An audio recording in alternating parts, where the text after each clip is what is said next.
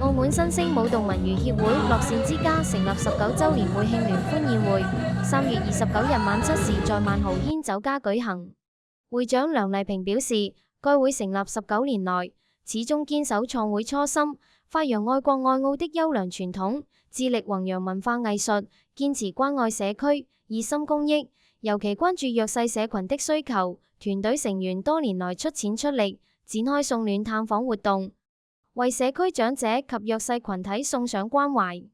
展望未來，該會將一如既往延續大愛精神，弘揚懷舊藝術文化，更積極參與社會慈善公益，將歡樂帶入社區，凝聚和諧有愛的氛圍，為社會增添正能量。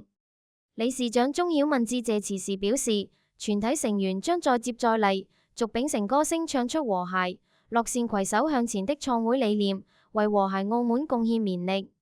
團隊們加油！